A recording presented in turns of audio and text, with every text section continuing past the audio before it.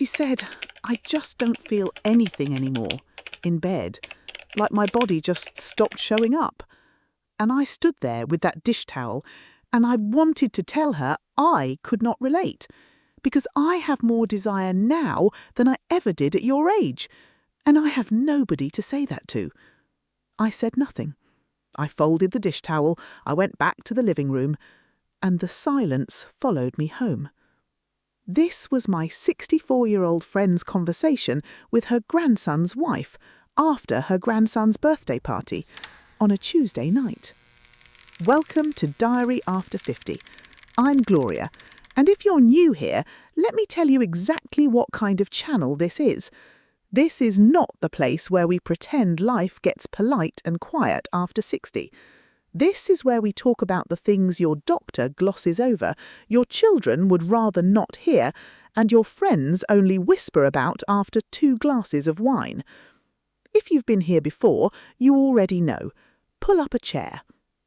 And before we go any further, if nobody has ever made a video that made you feel genuinely seen as an older person, I want you to subscribe right now, because that is exactly what we do here, every single time.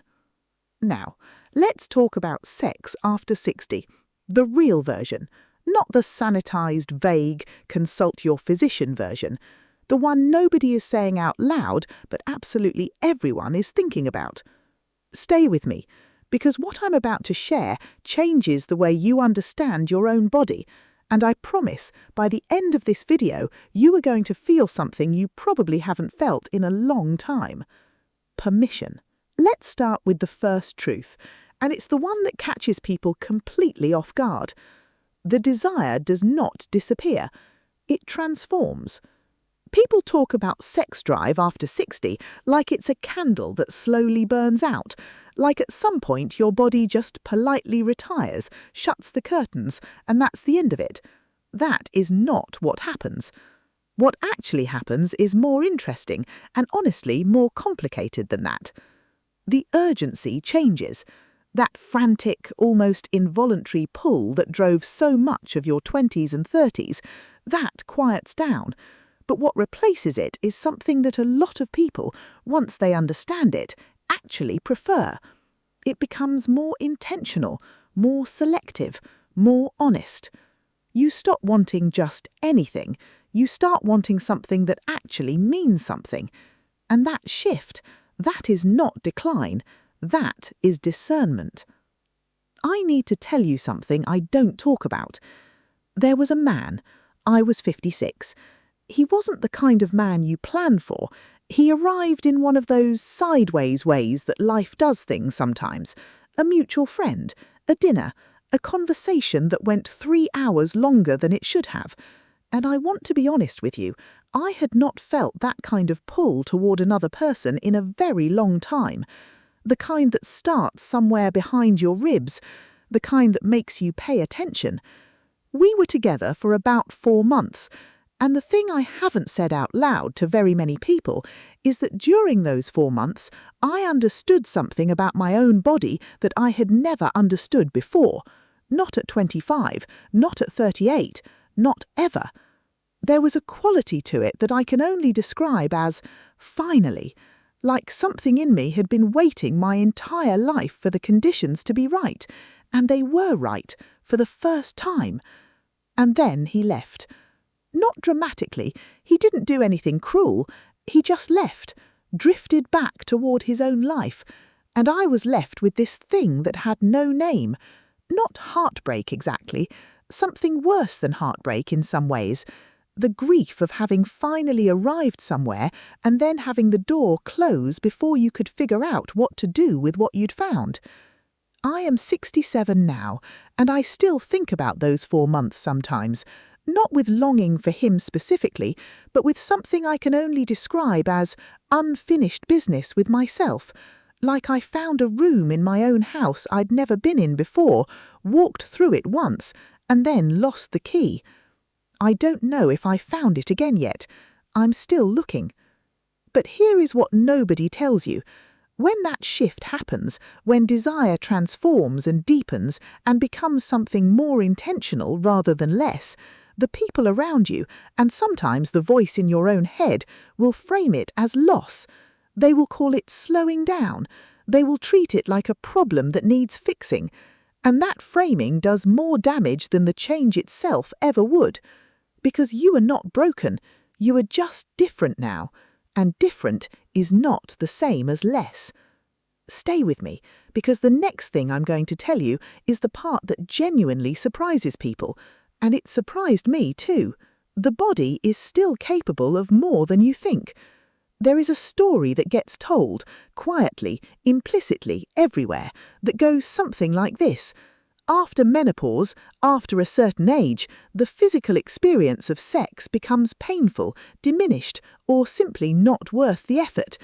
And while there are real biological changes happening, and I am not going to pretend otherwise, the version of that story that most people receive is wildly incomplete.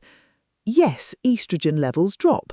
Yes, there are physical changes that can make things uncomfortable if they go unaddressed. That part is real. But what is also real is that the nervous system does not retire. Sensation does not disappear. Arousal, though slower to arrive, often becomes more intense once it does. The body, given the right conditions, responds. The key word there is conditions, because what changes more than anything else at this stage is context. Your body now requires presence, ease, comfort, safety. It is no longer something you can rush, perform, or power through. It demands that you actually show up for it, and when you do, it shows up for you. I talked to a woman once, 71 years old, who told me that she had the best physical experience of her entire life at 68. She said it with the most matter-of-fact face you have ever seen. No embarrassment, no qualification, just a simple statement of fact. And the reason she gave was this: I finally stopped performing and started feeling. Think about what she said. A lifetime of performing, and then one day the performance ended and something real started. That is not a small thing. That is everything.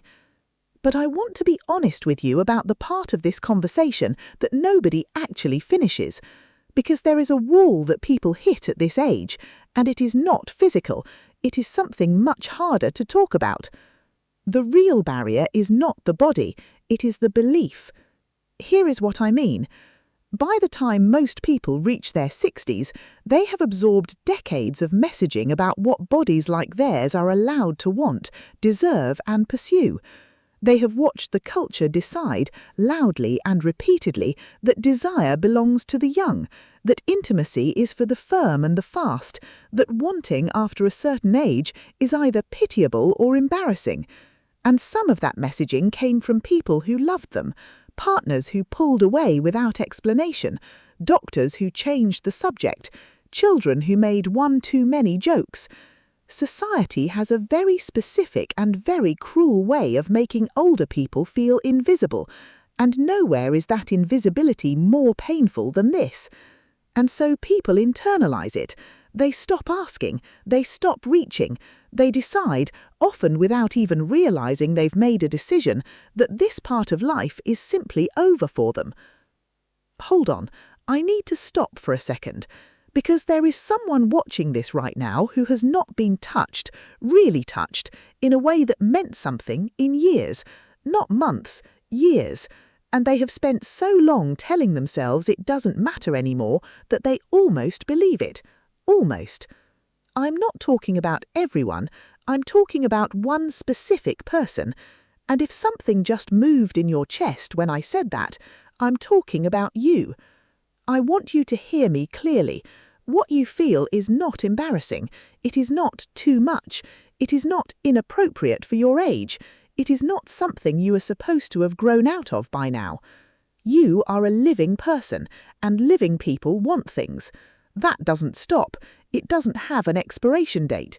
And the fact that you've been carrying it quietly, alone, like it's something to be ashamed of, that breaks my heart a little, if I'm being completely honest. You didn't deserve that silence. You still don't. Okay, I'm back. Let's keep going. That decision was never yours to make.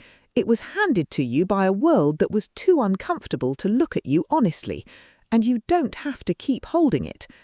I am not saying every older person is or should be sexually active.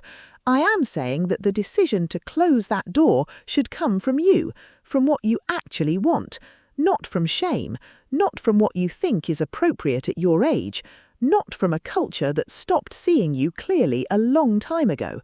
You are allowed to want things, you are allowed to pursue them, and you are allowed to feel exactly as alive as you feel. Actually, before I keep going, I want to ask you something. If you found this video because you were looking for exactly this kind of conversation, and you've been clicking around the internet hoping someone would just say the real thing for once, subscribe right now.